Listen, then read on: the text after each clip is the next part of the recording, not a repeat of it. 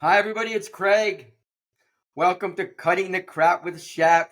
I'm super excited to be here with Dr. Chris Culver. He is the chief of fun. We are going to have a Hey, we're going to have a great time together. Just a reminder. Thank you so much for being here and checking out my podcast. If you get a chance, please subscribe to my YouTube channel on Spotify. We have tons of great content on education, wellness, making the world a better place. So that's what it's all about. If you'd like to be on the podcast, please reach out to me. I'll have all my contact information at the end. I will also have Chris's information at the end as well if you want to reach out to him on his website. He does a lot of great stuff. He's a fantastic leader. So with that said, Chris, how you doing, brother? doing great. Thanks for having me. Super excited to be here. How are you doing today? I'm doing well. I'm doing well. And I appreciate Good. you being here. So what does I was kind of reading Chris's information and I saw Chief of Fun. I've never seen that before. What's that mean? To me, I think education is fun. I think life is fun. I think we have to realize life is happening for us and not to us. And so we have to find the joy Ooh. in all the moments that we are navigating of life. And so I think oftentimes we have so many legislative policy that comes down that sucks the life out of teaching or learning. And so I like to bring joy and fun into the space. I try to make sure that we're engaging, we're laughing, we're dancing, we're moving, we're listening to music, and all of that goes together to make sure that we're reaching and teaching students. As we know, our students today are so different. So, yeah, I'm the chief of fun to make sure that we have learning spaces that are fun for our students, but also equally as fun for our educators as well. I love that you said, now you said happening for us, not to us, right? Absolutely. I love that. I think I love, go on, please. I think that sometimes we can play victim mindset, right? We can say this is happening for us because we often create stories in our head, and then we get disappointed when those outcomes don't happen the way we want them to be. And I think if we look back and say, okay, what did I learn from this, or how did I grow from this situation, even in the mundane or in the nasty situations as well, even as leaders or teachers, we have those moments in which we're like, what is happening? What is this? But also reframe that and say, what is this teaching me? What am I learning from this? And so it's a mindset shift, it's a paradigm shift as well. But I really do believe life is happening for us and not to us. You're right. And again, that's something where, we can talk about that, but that's so much of when you talk about the victim culture, right? There are Mhm. situations where people are wronged. I mean, that happens. Yes. This is part of life. I mean, I'm not saying it happens to everybody, but it does happen. And it can be really difficult to kind of get out of that mindset of I call it the woe is me complex. Oh, everything's happening to me. Yeah. And I love that you said, we're happening for us. Like you're making that happen. It's like this. Like when I asked you to be on the podcast, you took the opportunity to be on. You could have said no. Absolutely. So those are kind of things like you're making that opportunity happen, which I think is not just even education. I think it's just critical in life anyway. So I love that. Can you tell me one word to describe you? Outgoing. Well, I think it's. Let me go back too. I'm gonna use two words. I'm gonna cheat a little bit, but I would say enthusiastic as well. Okay. So outgoing and enthusiastic. Okay, I like that. And I can see that in you, definitely. Can you tell me something that makes you special? Well, that's a tough one. Yeah, I think there's a lot of. I come from a divorced family. I have family in North Carolina and Oklahoma. But I think what makes me special is my ability to connect with people and to listen and be empathetic. And so those life experiences that I've navigated from a young child to now have been instrumental in that process. But I think that's what makes me special, to be able to connect with people and to listen and be empathetic to their story and understanding what they're going through as well. I like that. I like how you kind of made it personal, talked about like from a divorced family. And I think that's a lot of people aren't willing to do that. Like they're unwilling to kind of share their experiences. And that experience is kind of shaped who you are, in a good way. And I definitely Absolutely. think I mean, no, go on, please. yeah, I was going to say, I think that it's been a hard struggle for me to admit that or talk about it, right? For a long time, because it's not the norm. But what I realized is it is the norm. A lot of our students today do come from divorced families or have families that are separated. So it's a way in which I can connect with other people that may see it may not have a divorced family or may have a divorced family, but it's taken me years to finally say, yeah, I'm from a divorced family. I'm proud of that. This is what I've learned from that.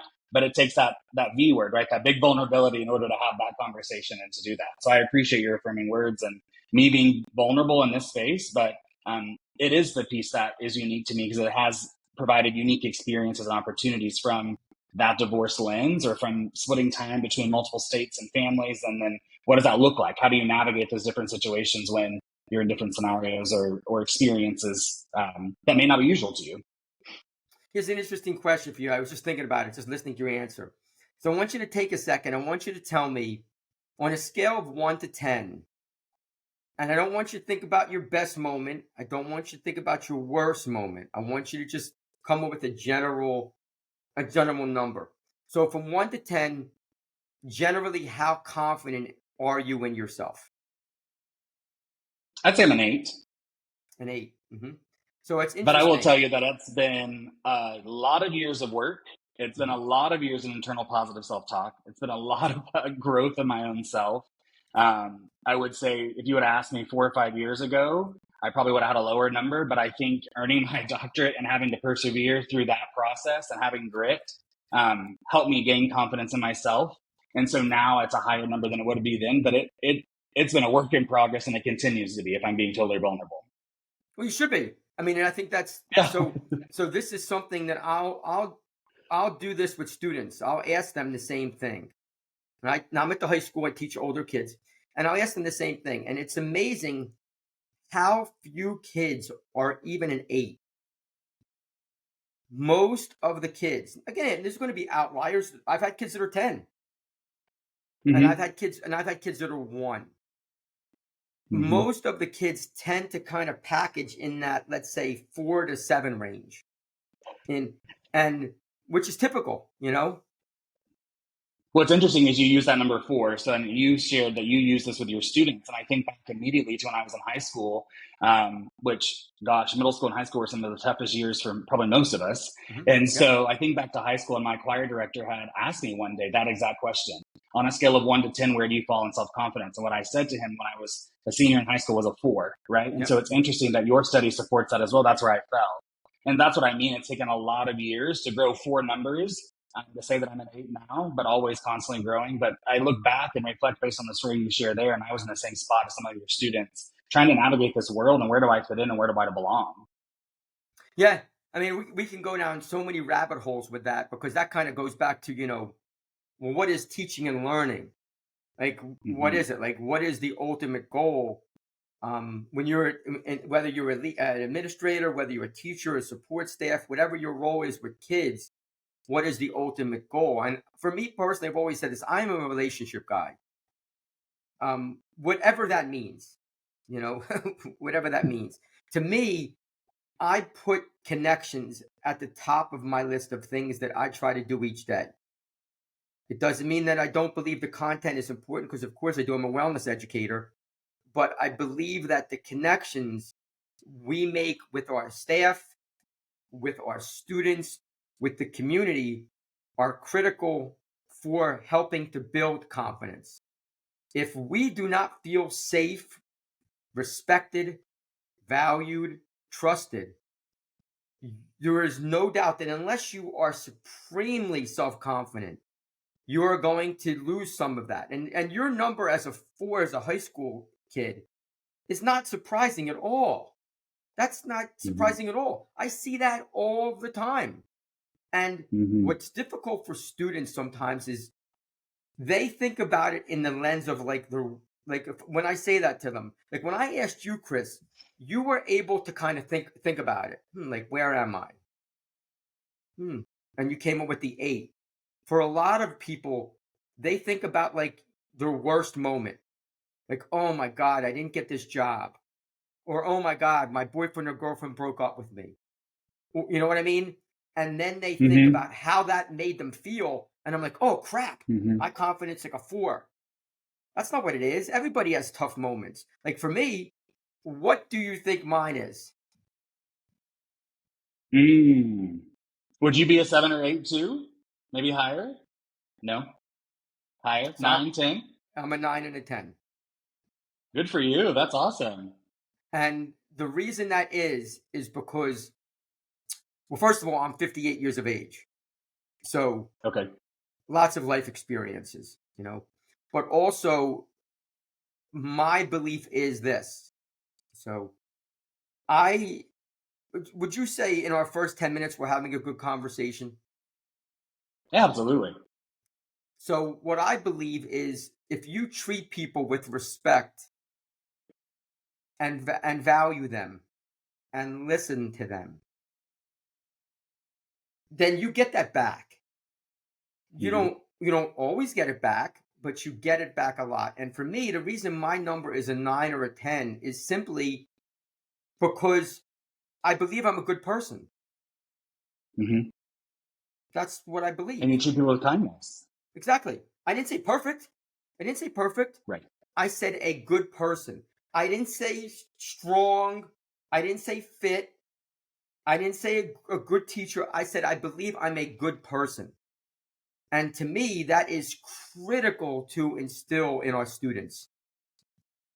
Oh, absolutely. I believe that adults are the dealers of hope and belief. And so that if our kids don't have adults pouring into them to foster those connections, then we're not going to be able to make that connection with our content. I think Dr. Anthony Mohammed says, are we making connections to our content and their context? And I think oftentimes if we don't have those relationships, as you were sharing, and those relationships deeply rooted in trust where kids can be vulnerable with us and one another and to trust one another, then we're never going to get to the content that we're trying to teach. And really, connection Hmm. is what matters. Relationships are what matter. Trust is what matters for students in order to make sure they feel safe in the space and they have that fostering sense of belonging.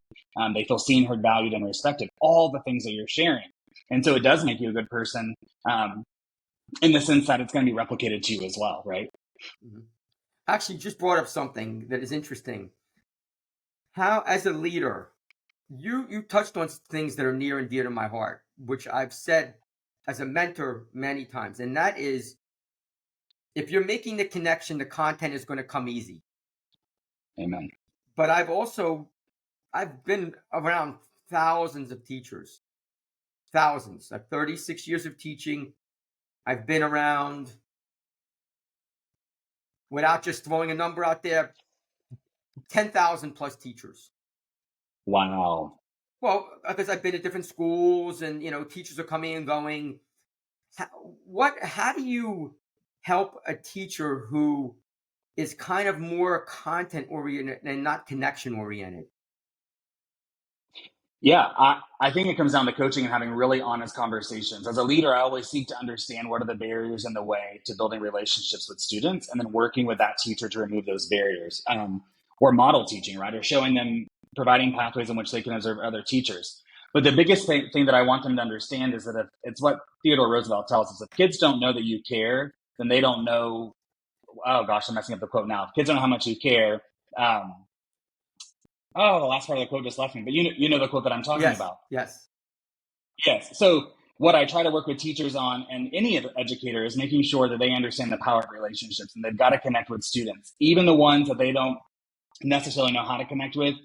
We have to find bridge that gap. And one of the activities that I use frequently as an administrator, as a teacher, is having students and teachers write affirmations about themselves, right? So Oh, students would write 18 affirmations because one, they don't believe in themselves, as we talked about just a second ago. right. They've got a score of a 4 to 6. And so then two, teachers believe they can't connect with students. And what we do is we write 18 affirmations about ourselves and then we share out, right? And what we realize is there's a lot of connection between all of us, even though we come from different walks of life. We may look different, we may sound different, we may have all these different things, but in reality, there are connections there. And that begins to bridge that gap for the students and the teachers because there's a lot of vulnerability. And it takes vulnerability to garnish that trust that we're looking for. And so it's just through those hard or honest conversations with teachers and students alike that we begin to bridge those gaps. That teachers have to realize that it does come down to that connection, as you shared earlier, before we ever get to content. I actually have a resource coming out later this week or next week about how to build relationships with students in the first 20 days of school, because it's Mm. so important that if you don't have those relationships with students, you're never getting anywhere first the past the first couple of weeks. It's gonna be constant challenges, constant barriers, and revolving door of issues. And so, how do we make sure that we're proactive in our approach to ensure that doesn't happen? And so that, like I said, that resource coming out later this next week, but excited to share that with educators to make sure that we give them step by step instructions on here are some general ways in which you can connect with students and build those relationships. Well, it's so funny you say that, Chris, because I often laugh. In the beginning, in the first section of my book, the whole first section is all about building relationships. That's the whole first section. And what's interesting about it is I'll often laugh. Well, I don't know about laugh. It's maybe not the right word. I will often think about how in the beginning of the year, that is an opportunity to get to know your students who don't know you. And Hmm. I want to preface it by saying it's not about whether or not you should be delivering content, because I'm not talking about spending 20 hours saying good morning. You know, what I am what I am saying is it's all about how you blend it together. And of course, there's hundreds of activities. I put some out there. I'm always putting, but what I think really more than anything else, and this is something that I think is really important. Do you like kids? Hmm. Do you like kids? Like, do you want to get to know them? Like, Not kids that you want to have, but the students that are in your classroom today. They're there for a reason. Life is happening for us and to us. Those kids are there for a reason. And so, what's the impact you're going to have on those kiddos? yeah. And when they come in, you know, when I come into the room, I was saying this to, I just had Dr. Chris Jones on, who was just unbelievable. If you haven't connected with him, you 100% sure he's on X. Amazing leader. We talked about um, just this idea of, the affirmations you're talking about. And we both kind of said that we're not talking about complex issues. We're Hmm. talking about simple things. Kid walks into your room. Good morning, Chris. Good to see you today, buddy. How's everything? That's not an activity. Right, That's a call to welcome. Good morning. right. And when you do that enough times, kids will reciprocate. I think about when the year starts, and I have kids who I've never had before. Now, I do see a lot of repeat kids. Kids will take my class, but there are instances where I have kids who I've never taught. When they Sure. come in and they don't know me, they're quiet because they don't know me. Right. They don't know what I'm expecting. Within 2 or 3 weeks, they're all good morning, Shap, good morning, because those are the things that we are trying to build. And so I do have a question. Where'd you come up with the 18 affirmations from? Yeah, so research is out there that says that if you can do 18, then it just shows perseverance, tenacity, and grit. Because really around number 11, you want to quit. You're like, I'm done. I don't have any more positive things to say about myself. But that's what Right. makes you keep going. But also, it started with me because I had gone to a workshop and they were talking about the research and affirmations, began to dive into that. And also, the research says that if students can handle their own conflict, they're more likely to have better relationships with adults. And so, this is a great way as a middle level administrator how I had students work together to do conflict resolution, right? In a positive way, because I believe Mhm. that I try to be positive in all situations, and that was a way in which we were able to bridge relationships with other students and people. I'm gonna piggyback for just 1 second on your good morning comment that you had just made. I think another piece that we often miss is when students are absent or suspended or whatever it may be. When they come back, letting them know that we miss them. Hey, John, I missed you today. So glad you're back. Right? Giving a kid a fresh page and a fresh start every single day, even though they may be some of our difficult ones. And I think that's what really helped me as I served in inner city schools across the state of Oklahoma and fostering those relationships with students who had been through teacher after teacher after teacher and who had a hard time trusting. And so I think you're right. Just using kids' names, getting to know them, asking those personal questions, seeking to understand, even if we may have different backgrounds or walks of life. So I appreciate that you highlight that, and it's not an activity. It's just being a genuine good person, but it does go a long way with a young person and a student as well. It's tough too. It's tough because the things you're speaking about is what Chris and I, Dr. Jones and I were talking about. So we have been on for 19 minutes. Okay. I already know you're a good guy. I Well, I appreciate it. Same to you. already know it. Already know that you're an excellent educator. I can tell. Just 19 minutes. I can tell you care about kids. It's that Mm-hmm. simple. The challenge is the things that you're talking about. they can be put in books, they can be taught, and this is going to come across as a little harsh. If it does, it does. All that stuff has minimal influence on whether or not somebody's going to do it or not. At the end of the day, good morning, Chris, how are you doing today? It's not about what you read in the book. It's not about what you see in the professional learning community. It is about being a caring, compassionate educator. That's what it is. It's in Nobody. here. It's in your heart. Exactly. That's it. It's in your heart. Now, I'm not saying that you can't get people cognizant of it. Some people don't think about it. So let me be clear. I do believe that you can get people thinking about it. Sure. Like you just gave me the 18 affirmations, right? Right. I've never heard of that. Now the thing is what are my choices? You can either do it, you can ignore it, or not do it, right? It's kind of where you're 50-50. Exactly. So you've given me that 18 affirmations. That's like me saying to you, hey, saying good morning is really important, Chris. Okay. Oh, yeah, what the heck's that guy saying? Right? You could just blow it off. Or you could actually try it. So it really depends on giving people the tools to help them be effective, but it becomes up to them to actually, like you said, happening for us. Mm-hmm. This made me think of a story. When I was a middle school assistant principal, I'd worked with a principal one time who was trying to build relationships with students and teachers. This individual was very much an office sitter in the office all the time. And so one time I saw her out in the hallway and I said, hey, I have a question. She goes, hey, I cannot talk to you right now. And she had a clipboard in her hand. She said, I'm building relationships. And I walked away and I was like, relationships are not a compliance measure. It's not a checkbox. It's being a genuine, good, kind person that's making connection with other individuals. And so I was so taken aback that comment that I still process it every year when I'm speaking to educators or speaking to leaders about this. Is, as you shared, we can give you the tools and resources, but it's not compliance measure. You have to be a genuinely good person who wants to make connection and care about kiddos and other adults and educators, because you're compassionate and you're really passionate about this work that you do as well. And so I appreciate you rejogging my memory to recall that story, but I just have to reiterate, it's not compliance measure. It's not a checkbox. It's being a genuinely kind, caring, and good person. But then, Chris, you get into things that are difficult, and this is what they are. So if you said to me, so one thing about me, I'm no BS. I'm very much right to the point. Black and white. Very no much. gray area. Actually, very much so. Sometimes to a fault, sometimes to a fault, but definitely I'm more like that. That administrator who said, I'm building relationships, right? Why didn't you say something to them? Yeah, great question.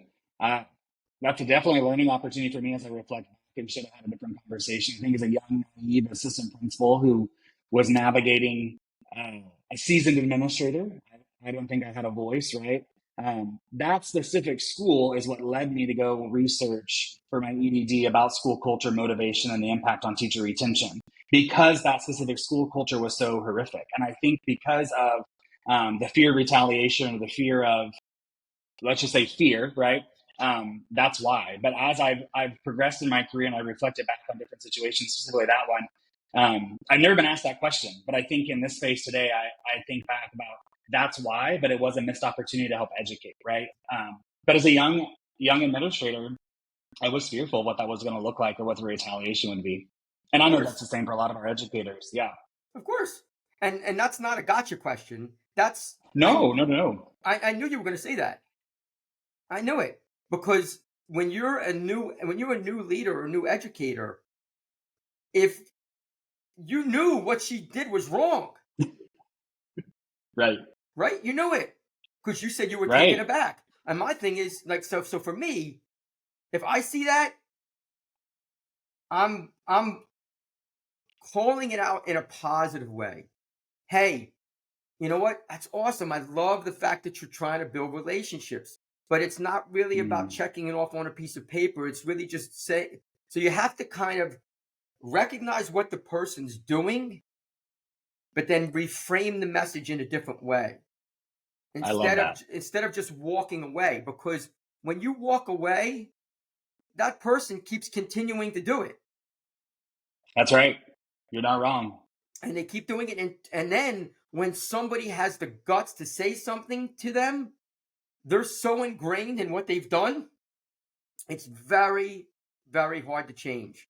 And of course, look, I remember being a young educator. I mean, it's not easy.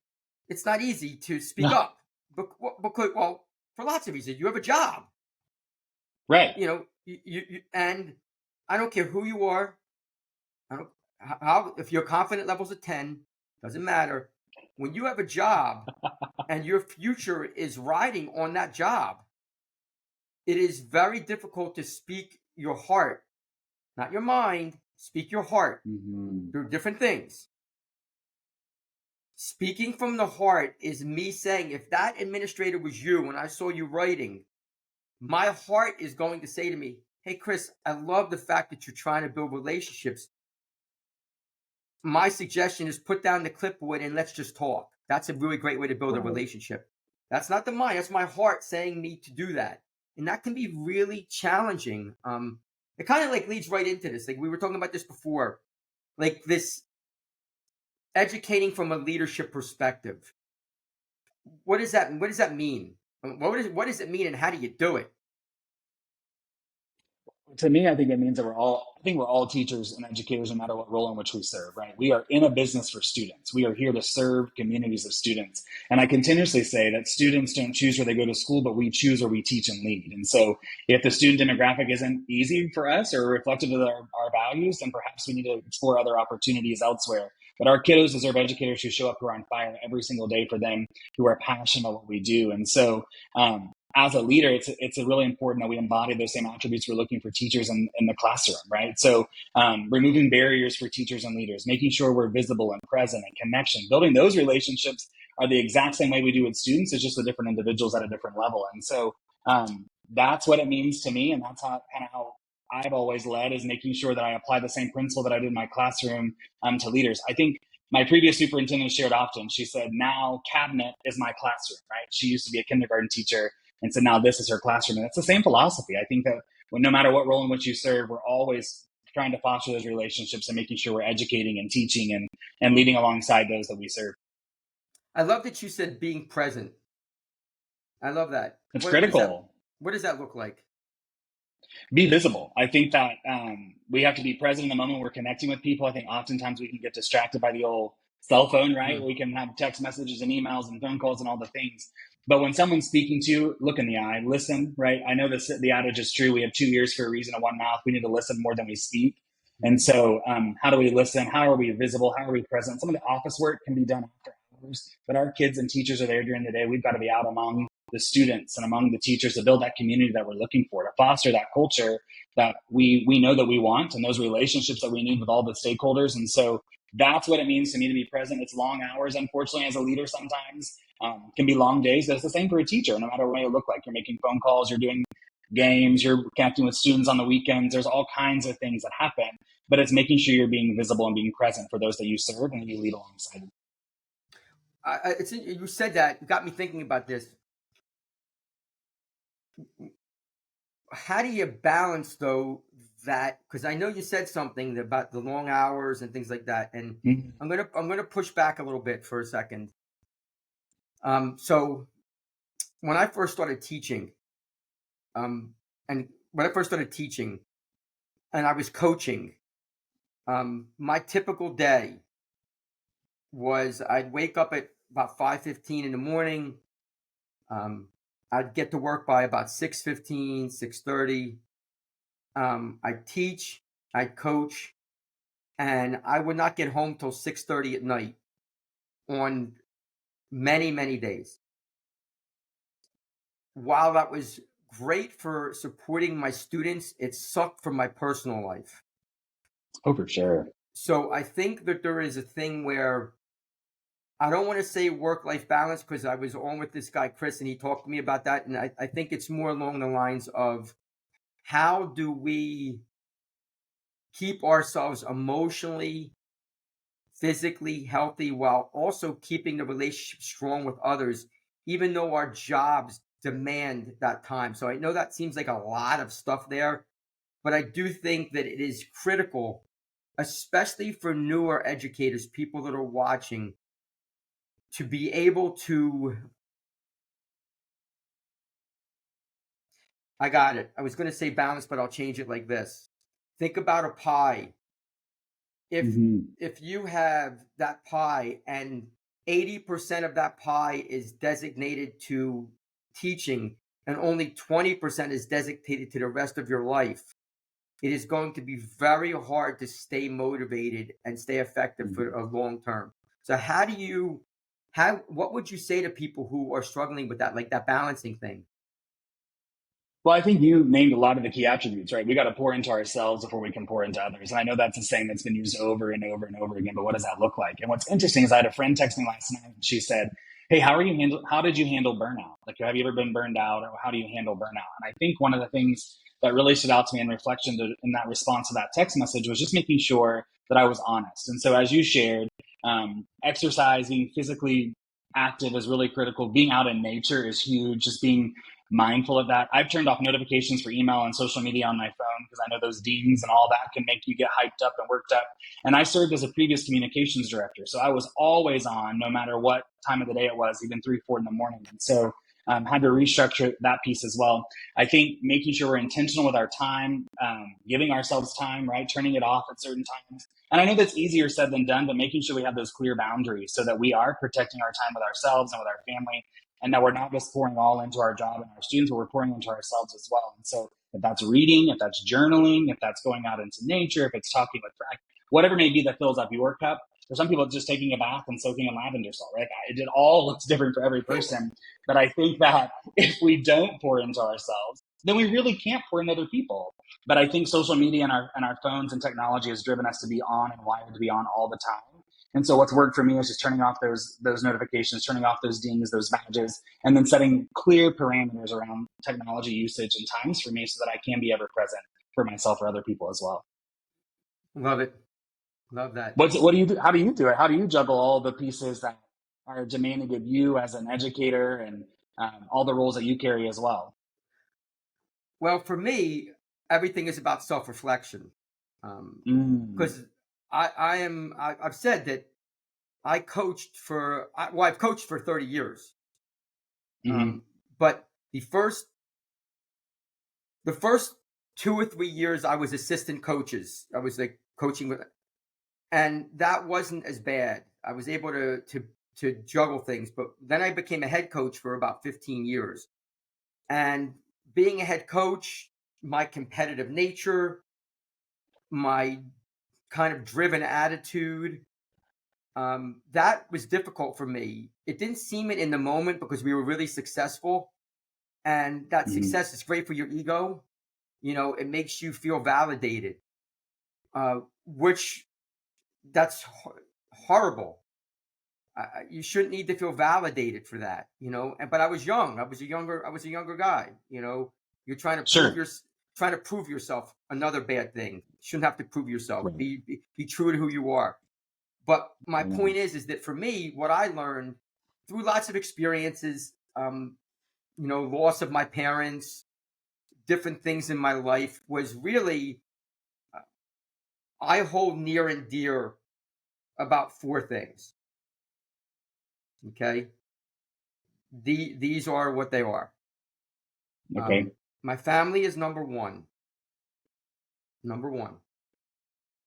My wellness is number two. Mm-hmm. My job is number three, and the people around me are number four. Mm-hmm. So I don't have 15 things. Mm-hmm. I have four things. And I My love that your recommend job's not number one. and well, if my job is above my family, I have to rethink things. My Amen. family is number one. It doesn't mean that I don't truly give it my all in my job, because I do, but my family is number one. And what I find is that I am able to balance things, first of all, because the things that I do, I love. So, Mm-hmm. what we're doing right now, I love doing this. It's not work. It's not work. We're just talking. No, it's connection. Right. Right. We're just talking. It's not work. I'm enjoying it. So that's Right. not a Same. that but it's not a task. You know what I mean? Like, oh God, I can't believe I got to get on with this guy Chris today. Yeah, it's not like that, right? You're having a conversation connection, so it's not that compliance checklist, that work, right? Exactly. So I think that's number one, is really figuring out you cannot have 10 things that are important to you. You Mm-hmm. can't. It's too many. The pie is sliced too thin. Get too many pieces. Remember I said the big pie, right? For Mm-hmm. me, there were that pie is 4 slices. It's 4 of them. They're not all equal, but there's not 20 of them. So I don't Right. have to sit there and juggle family, my own wellness, my job, and how I'm with people. Those four. They're not always equal. Sometimes a slice is bigger than another. It's changing. Sometimes the pie is made, it's baked, and sometimes they're all equal. Right. Sometimes the pie is not equal at all. Sometimes the job might be a very big part of it. If I have something important going on, if I'm presenting, or I'm speaking. So at the end of the year, I'm one of the speakers for all senior graduates. As That's I'm awesome. as I'm preparing for that, what does my pie look like then? Well, a large piece of it is the pie from that, because it has to be. Absolutely. Right. But it's not always like that. So I Right. think a lot of it is reflecting on yourself. Are you are you not filling your own cup? But Mm-hmm. also, are you filling other people's cups? Mm-hmm. There has to be some kind of natural harmony, I'll call it. There has Oh, to for be sure. there has to be a natural harmony in how that happens. So I don't know if that makes sense or it's long-winded, but that's my Hmm. thought. No, I think you say it best. Like it's a fine line. It's a juggling act, if you will, right? So our pie is constantly changing, and we are being flexible. I always say adaptability, flexibility is the name of the game of education. It's kind of the Yep. same with our pie. And I think it's really interesting that you named number four, that the circle of people that you're around, because it's we know it to be true. The circle we hang out with is what influence our thoughts and our action, how we feel, and our esteem and our confidence, all of those pieces. And so I just really appreciate that you highlighted that, because I think oftentimes we forget that. We think we can hang out with negative Nancy, if you will, and then try to be positive, and it's not going to happen, right? So I appreciate that you highlight the power of the people that you surround yourself with, because it is so important and so vital to make sure that we're center and we're reflective of our best. And I think reflection is a missing piece in a lot of people's lives. I know it was mine for many years, and now I've learned how to reflect and try to be reflective daily about practices and situations and experiences. So I just wanted to highlight your vulnerability and sharing your story and your number four. And so I appreciate that. Of course, thank you, Chris. And I'll also say to you that it's not about whether we're perfect or not. Like Mm-hmm. that's not really what it is. We're not perfect. We're flawed. We're human beings. But what it is Amen. that there is absolutely nothing wrong with you saying I wasn't always like that. That's called growth. Absolutely. Uh, One of the things that I will say to students all of the time, and it's all about being your authentic self. I will say Mm-hmm. to students, especially since I teach a lot of older kids, I will say to students frequently, I am not concerned about your past. And I'll say to them, and what I mean by that is, it doesn't mean I don't care about it. I do care about it. I want to know what you're about. But what I am most concerned about is, what are you doing now and in the future? So Mm-hmm. if you've struggled in the past, but you're doing great in my class, I'm much more happy about you doing great in my class with the fact that you struggled before, because right Mm-hmm. now that struggle is gone. Now you're doing fabulous. Let's focus on the things that you're doing well. It doesn't mean don't acknowledge the struggle. It just means too many people live in it. Mm-hmm. They live in, oh my God, I'm so bad at that. And oh, this didn't work. And oh my God, I'm not very good. Instead of saying, you know what? I was kind of like this, but I've grown, I've matured, I've prospered. That is how we actually get better.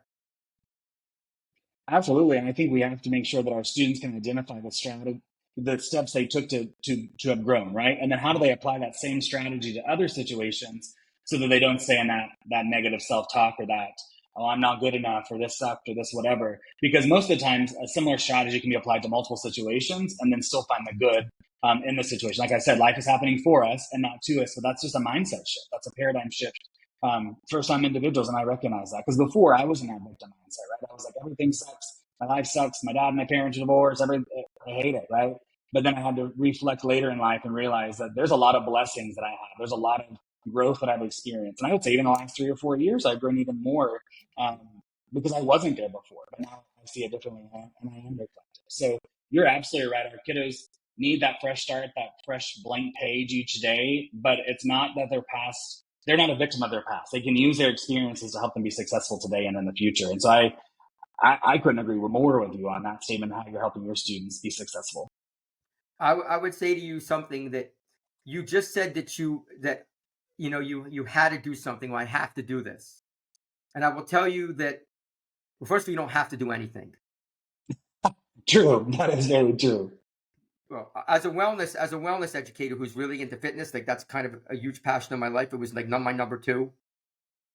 Mm-hmm. You don't have to. I don't have to go to the gym. Mm-hmm. I don't have to go for a walk. I don't have to have you Choices. one. I don't have to do any of those. They are choices Right. that I'm making. So give yourself a little more credit. Give yourself a little bit more credit. First of all, you didn't have to make change. You chose to. Mm. You could have just stayed on the path.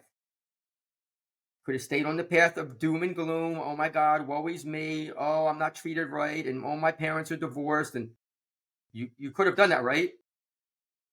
Absolutely. That would have been the But easy way, right? but you didn't. You didn't. Right. You made a choice. It's something I say to people as a speaker. Everything is choices.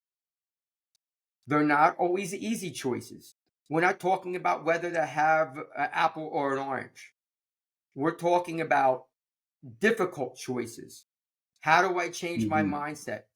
How do I not worry if I get rejected? How do I find ways to give myself credit when something is good compared to not beat the crap out of me when something is bad? And that is, I give you a lot of credit for making those positive changes, because be very careful with your words. You didn't have to do this. You Absolutely. you chose to do it. There is a huge difference. I have to go to work. I have to. That's my Right. job. I'm getting paid for that. I have to do it. And I like it, but I'm saying I have to do it. I don't have to do a podcast. I You get don't to. have You choose to. I choose to do it. I don't have to eat chicken breast for dinner. I can have a donut. Those are choices we make, and we have to. Chris, we 100% have to validate those choices. We have to own them. If we make a mistake, we have to own it, but we also have to really embrace our successes. So the fact that you've overcome so many things and are now a doctor, you have to own that success, because nobody will own it for you. Mm-hmm. People will give you credit, but ultimately you're the one who's done that. I don't know if that makes sense or not. No, it does. It really resonates with me. And one of the pieces that I took away too is that you talk rejection. I often say rejection is not rejection. Rejection is redirection, right? So, how do we show that another door is opening? And so I appreciate that you highlighting the power of choices. I think oftentimes, um, we get so in the trenches or in the weeds of things that we're just like, it's our responsibility. I'll have to do this, right? But I do appreciate you challenging my mindset there about the power of choices and the power of our words and how to be intentional to own our success. I think human nature is to not, well, for me, it's not to have a big ego, right? Or not to try to have humility and just to play it off. But you're right. We've all worked really hard for where we are. We worked really hard to be in these spaces and choices that we've made. I'm curious as to why you're laughing when I mentioned the ego. That you started giggling immediately, so it made me start laughing. I'm laughing because I don't even know what that means. I like it. What's that mean? What you just said about ego? Well, I think oftentimes our ego drives us to feel or act a certain way. Like as you were mentioning earlier in your ego and negative emotions, it's the same for success, right? There could be there could be characteristics in which you're driven to do more by your ego or driven to do less. But it goes back to what you're sharing. It's all in choices. We have to validate the choices we make, and we have to go back to be okay with our choices. And so, just a reframe way of just saying that the ego sometimes can get in our way and be a blockade or a blockage for us. Just having to work through that. But again, it's that choice. Do you stay in that ego mindset, that victim mindset where you are, or do you choose to go elsewhere? So that's kind of what I meant by that. But it goes back to what you're sharing. It's the power of choices. And I was laughing because not because you said something wrong. It's just I hear that a lot. I don't want to sound boastful, right? Yeah. What? What? When you came when you came on the podcast, I asked you what makes you special. Mm-hmm. You weren't boasting. I asked you a question. I asked you. Absolutely. So that's not ego. Ego would be something where when you join the podcast and you say, "Hey, Shap, oh my God," and I did. That's ego. That's different. That's called bragging. That's arrogance. There we go. Arrogance, bragging. That's not it. Right. That's not the same thing. I'll say to students all the time, own your greatness. Own it. Don't brag about it, but own it. If I say to you, wow, I'm so proud, Chris, man, I'm so proud of you for getting your doctorate, and you come back and you say, well, Shap, it was okay. No, stop. No, that's not what it is. That's not it. Stop. It's this. Yeah, you know what? I appreciate that. Thank you so much. I worked really hard. That's the answer. That's it. Mm-hmm. Not well, no. Own that. Just like if you mess up, don't make a million excuses why you messed up. Own it.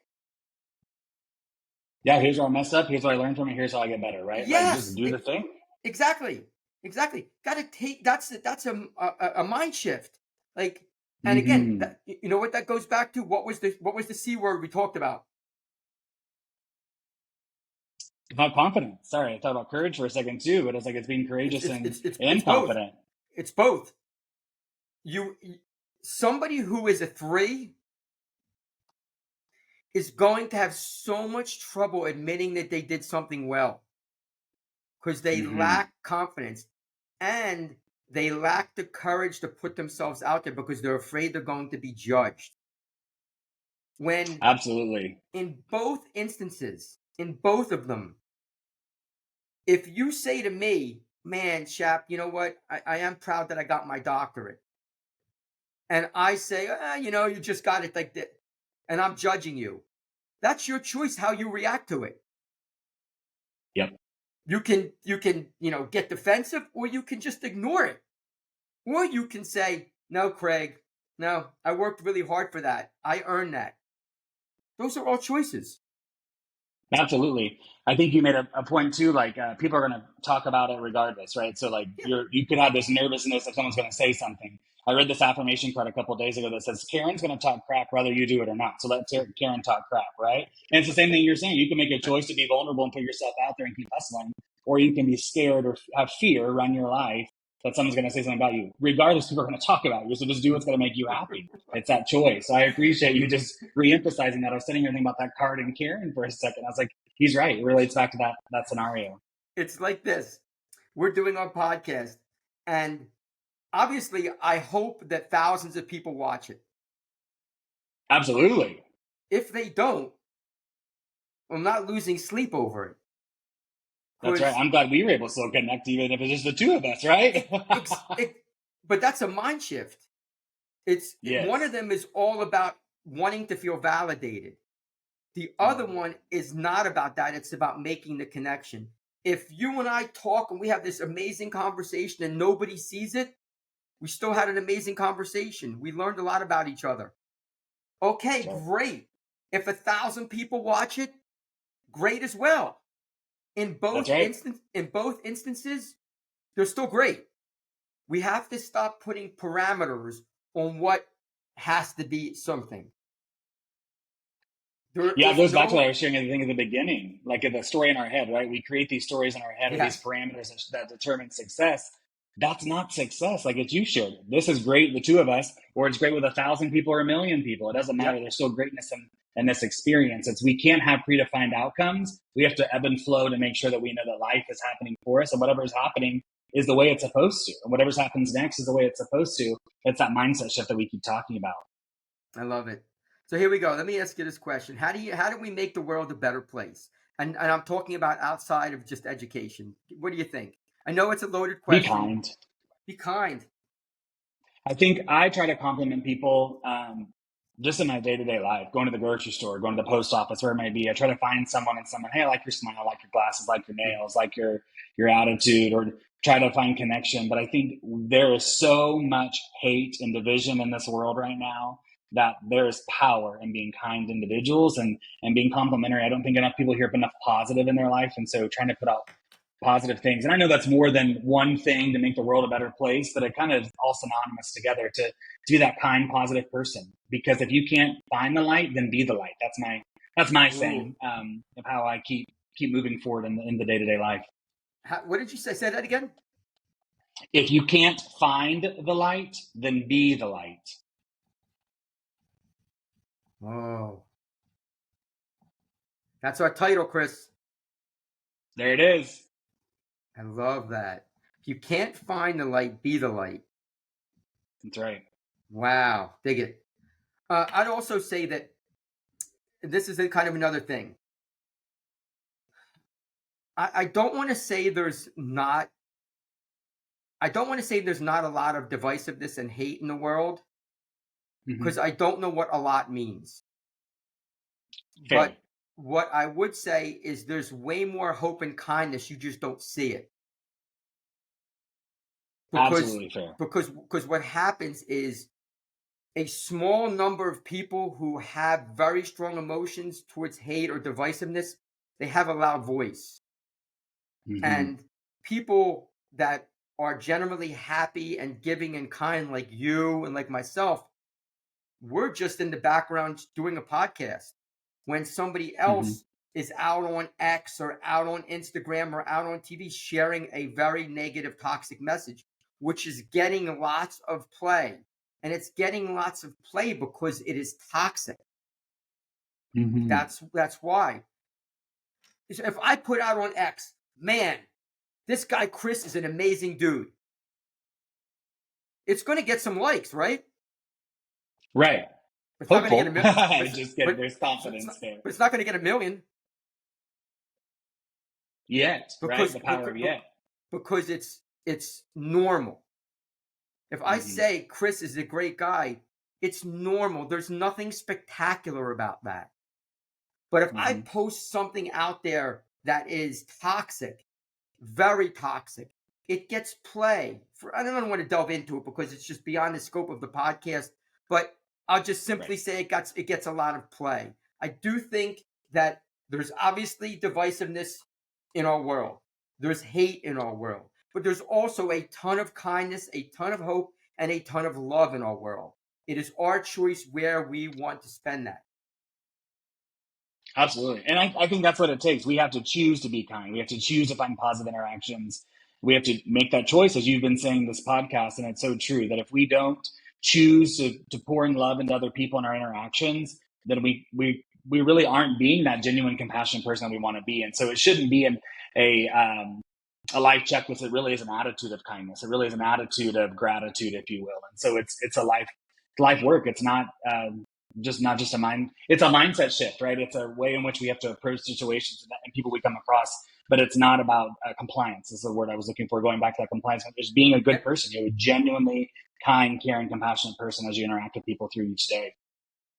So, do you want to tell everybody some of the challenges you've overcome? Absolutely.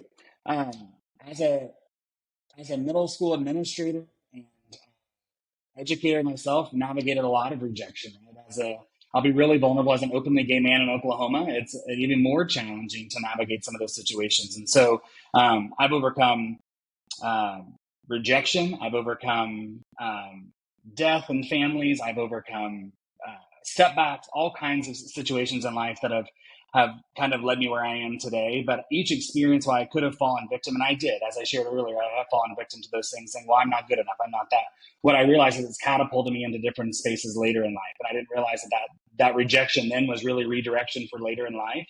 And I can sit back here and like, oh, 3 years ago, I thought this, then now look where I am 3 years now. And so there's been a lot that I've gone through.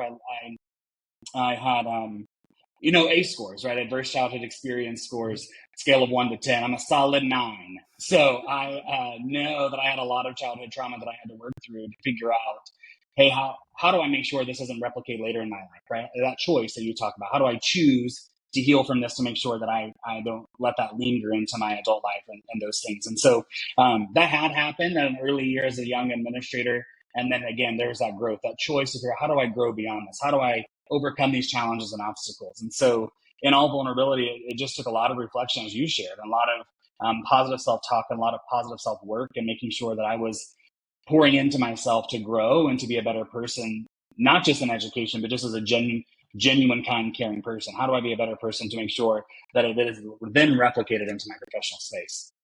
And Chris, I love the fact that you said like being vulnerable, right? Like the thing is, but why?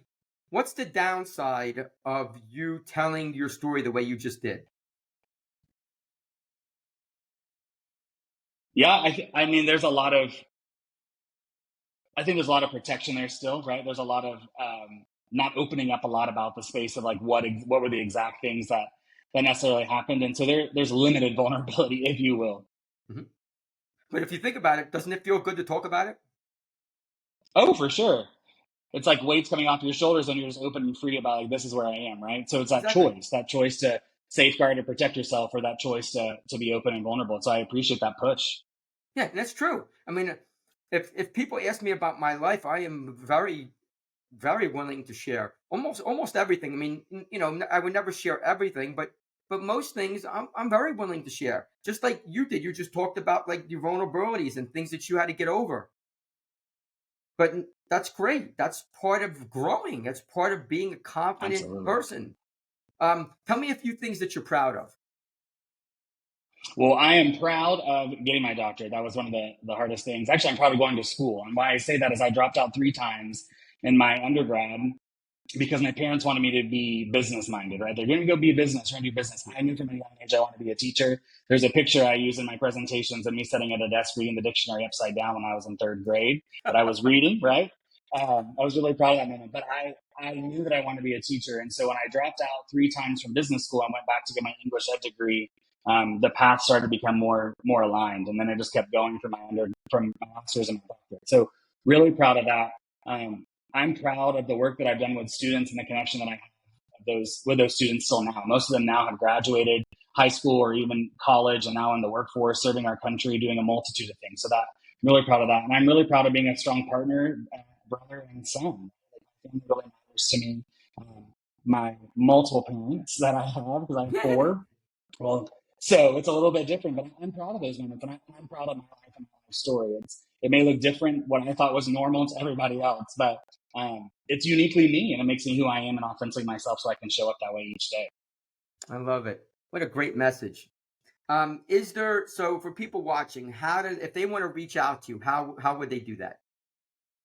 Yeah, so I'm on X, Dr. Chris Culver, Instagram, Facebook. I have an email address, website. Orange Sparrow is my business, and email address is just Christopher at Orange Sparrow. Our motto is what I shared earlier: if you can't find the light, be the light. And that's kind of the work that I'm trying to do, is being the light around the world and whatever spaces I come in contact with or individuals that I connect with. So just super grateful to have connected today. Awesome. And I'm going to have I'll have all of Chris's information at the end of the podcast. I have his email address, his business. please get in contact with him. Is there some kind of closing message that you would like to share? I really just want to say I appreciate everyone who serves in the field of education and just serves, period. It takes a heart of service to do this work, and it's not easy. And so I'm grateful we are to connect today to share our passion for education and just all things choices, if you will, and to instill my confidence, Craig. So I appreciate that. But I just want to make sure that our educators know that their work is very, very important. And we see it and we recognize it. And I appreciate them answering the call to serve, teach, and lead in our profession. I love that. So everybody, Chris, thank you so much for being on the podcast today. Thank you. You did a fantastic job. Please stay on when we're done, if you don't mind, for a sec. Chris was fabulous. I love all of the stuff that he shared. I took a whole bunch of Post-it notes. Same. I have mine over here. I have a whole bunch of Post-it notes. But again, everybody, please consider subscribing to the channel. That's how it grows. That's how we can put out content, and I really appreciate that. Obviously, if you need to reach me for something, for speaking or wellness or anything, I'll have my information at the end. As we close out, there is always a phrase that we use, and Chris said it. Here we go. Pour into yourself. Mm-hmm. Thank you, everybody. Thank you, Chris. Outstanding job today. Everybody, have a wonderful day.